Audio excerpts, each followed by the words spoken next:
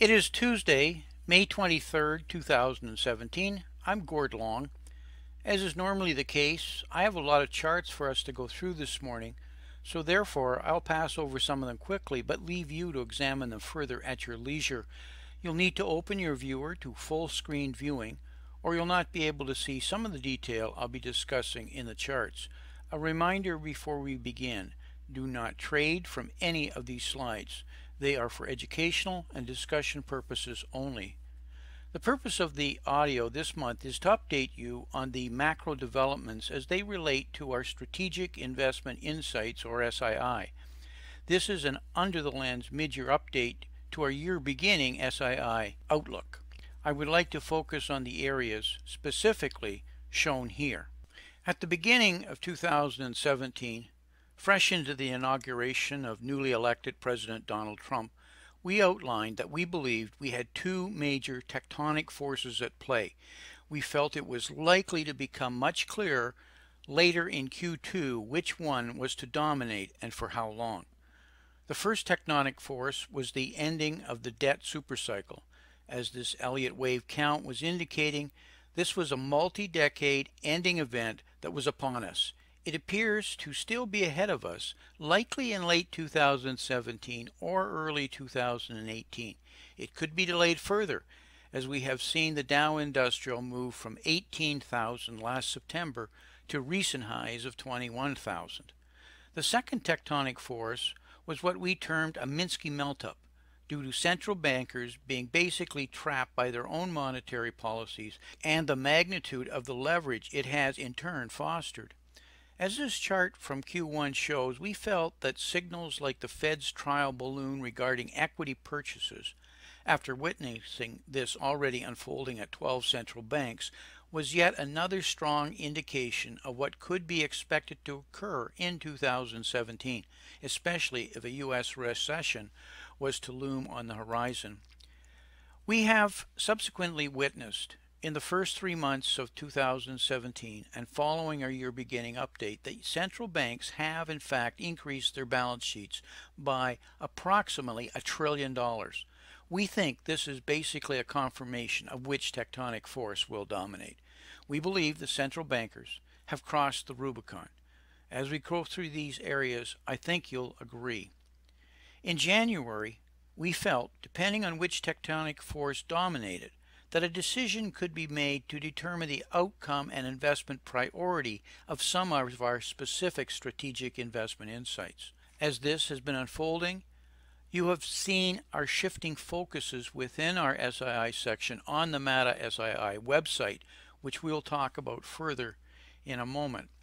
When I say the central banks have crossed the Rubicon, it is based on not just that the BOJ and the ECB and other central banks have increased their balance sheets by that $1 trillion I mentioned, but this has come after 8 years since the financial crisis. How can this be if in fact we have seen a recovery? As I mentioned, we have 12 central banks now committed by policy to buying the equity markets. Why? We have obviously seen no reduction in central bank balance sheets. Why? We witnessed last week China forced to pump $25 billion into the financial system in a single day to keep things from coming apart. This doesn't ring of anything other than to expect the ingredients of a Minsky melt-up to continue to unfold in front of us. We need to ensure ourselves that we are invested accordingly. What is it that the central bankers see and has them so worried?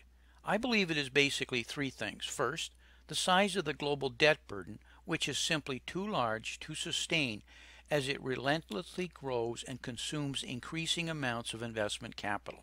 Second, global economic growth is not there at a sufficient rate. This is because capital investment is increasingly targeted towards cost reductions versus revenue growth. It is perceived to be less risky as corporations increasingly become risk adverse, especially for big industry creating investments. Let's talk about each of these three. I showed this back of the envelope analysis in 2015 to show why the central banks would be forced to continue to pump close to $200 billion per month into the global financial system. With global debt approximating 220 billion and a global yield of minimally 1.9%, the global annual debt burden could approximate 4.2 trillion. With global GDP growth of approximately 71 trillion and global growth rate approximately 2.5%, then global wealth creation could be considered to approximate 1.8 trillion. This leaves a shortage of 2.4 trillion annually. This is exactly equal to the 200 billion per month being forced at the time to be injected into the system by the central banks. Now, jumping forward to 2017, I've updated the global debt, yields, GDP, and GDP growth. The global yield on debt is up, while global GDP growth is down. The result suggests that the annual gap has increased and likely now approaches 3.1 trillion. This approximates 260 billion per month and correlates with the sudden increase in Q1 of central banks' balance sheets by $1 trillion. You can decide on what you think these numbers will be going forward, but we feel debt costs are on the rise and global growth has further problems ahead. Global economic growth is not there, and in fact looks to have minimally plateaued. Consider that world trade has increased by less than 1% annually in the last decade, and that is despite trillions of dollars of stimulus and debt. Little attention is currently being given to major shifts occurring in global demographics. When you consider that the US, EU, Japan, and China account for 70% of global GDP, and all have large domestic consumption levels, how does this square with working age populations which are falling in 3 of the 4 areas? The US, at the only positive shown here, is presently barely able to create low-paying jobs for the minimal growth that it is achieving. There is little doubt that global economic growth is nearing a major speed bump, at a very slow rate, I might add, entering that speed bump. What we have is a new foundational liquidity requirement. This chart illustrates the Bernanke doctrine of enrich thy neighbor currently in play, and I've talked about this a number of times before. As you can see by the blue lines, that through the end of taper in the fall of 2014, the increase in central bank balance sheets was the domain primarily of the U.S. Federal Reserve through its various Q1, Q2, Q3, and twist programs, and the People's Bank of China. When both stopped, you can see GDP fell off and was then picked up by printing by the Bank of Japan and the ECB, that is the European Central Bank. This chart only depicts activity, as you can also see, through mid-2016. This chart by the Bank of America Merrill Lynch shows the $1 trillion of central bank balance sheet growth in Q1 2017, which I have been referring to. If we update our previous chart, we see that what we have is an almost perfectly linear rise in overall central bank balance sheet growth since the financial crisis. We simply don't see this trend changing anytime soon. In fact, it may potentially accelerate. Why we see it potentially accelerating is because of credit. The central banks may be able to increase liquidity, but that is not the same as credit. Credit standards are noticeably tightening as defaults are on the rise. We believe the credit cycle has turned. This is what is keeping central banks up at night, or at least one item, as you'll see, and it's a serious one, and we think it will force them, because of the fallout from it, to increase balance sheets even further, and that is in 2017. So far, the U.S. equity markets have been along for the ride since taper ended, and will continue to be if central banks continue expanding their balance sheets and credit is allowed to expand. Expect creative legislative actions like, for example, student loan forgiveness through bankruptcy court to assist with credit growth. Don't underestimate what will be done to keep this liquidity credit flow engine going. The central banks are no doubt highly concerned with the fact that market breadth in U.S. equity markets has deteriorated markedly. It is now worse than prior to the 2000 and 2007 market drawdowns. As I've written about, we have five-star generals now dominating the U.S. equity market and indices.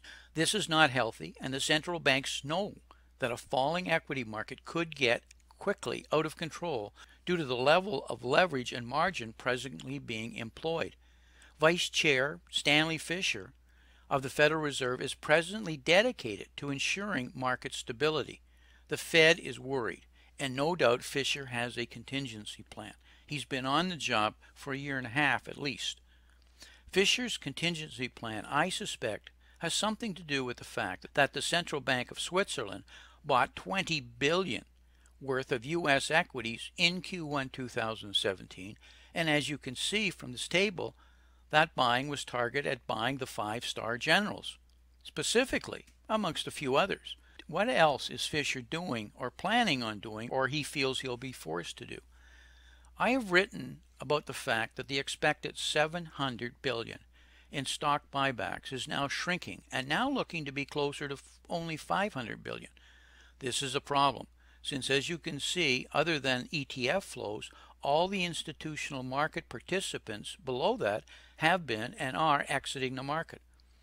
A falling market leaves the market solely dependent on sustained ETF flows. These, however, can reverse with a mouse click, which is precisely why they were bought, the perception of fast and easy liquidation. If this chart doesn't scare you, then frankly nothing will. I have to believe it is scaring Fisher and the smart money on Wall Street. The central bankers will soon, no doubt, once again arrive on the scene when problems begin to surface.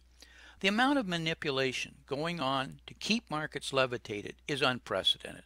The games being played have become so complex that it is quite simply unmanageable in my mind. The headwinds, which I've discussed in other presentations, have not gone away and continued to worsen. The central banks can keep the game going and further the Minsky melt-up, no doubt with some scary moments, but I think these three tipping points will eventually become too much for them to overcome. We have a massive unfunded pension crisis looming, which would only get worse with falling equity markets. The U.S. economy is a 70% consumption-based economy with a tapped-out consumer. We have a growing broken social contract in the developed economies, which will and can only lead to further and more dramatic instabilities. We believe we are now entering the stage where mounting global geopolitical problems as a result of this will eventually lead to a collapse in the $650 trillion interest and currency swaps market, a market which is over-the-counter, unregulated, and with little visibility, a market which is 10 times the size of the global economy. So what have we been doing about it? How has the dilemma impacted our strategic investment insights? As you can see, we have translated this into new focus areas for our SIIs on our MATA site throughout the first half of this year.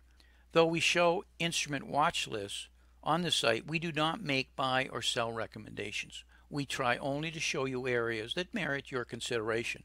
We do, however, run well-documented portfolios behind the scene. The table on the bottom shows you some of the trades in our new focus areas where we took profits during this period of time. It reflects a nearly overall 20% gain, primarily in shorting retail, apparel, the malls, and the auto sector. The retail CRE, or commercial real estate SII, which we've had on our SII list for shorting for over a year, has experienced an almost total collapse. Stock prices in 23 out of 26 malls, shopping center, E-REITs have lost 25 to 60% of their market caps from their 52-week highs. There has been serious money made here, and we believe it's not finished yet. Our investment and trading ideas section of MATA has featured many ideas that have garnered quite significant increases. The two shown here were 20 to 40% gains since being posted in the subscribers section as potential trade ideas for your consideration.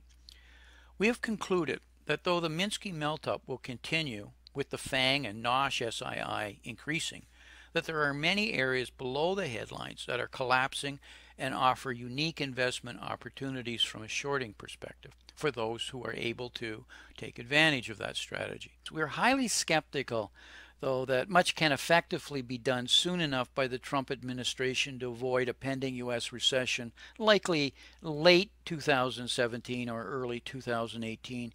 Even far worse is a reasonable probability of a global deflationary bust during the same period of time as global trade steadily erodes We see major discrepancies in Trump's policies, which could derail his pro-growth mantra. The most pressing is the damage a strong US dollar is doing to profits, exports, and global trade. But as I always remind you, don't worry, they'll print the money. It is the only thing that politicians can agree on doing during a time of crisis. I would like to take a moment as a reminder, do not trade from any of these slides. They are for educational and discussion purposes only. As negative as these comments often are, there has seldom been a better time for investing. However, it requires a careful analysis and not following what has traditionally been the true and tried approaches. Do your reading and make sure you have a knowledgeable and well-informed financial advisor. So until we talk again, may 2017 turn out to be an outstanding investment year for you and your family. Thank you for listening.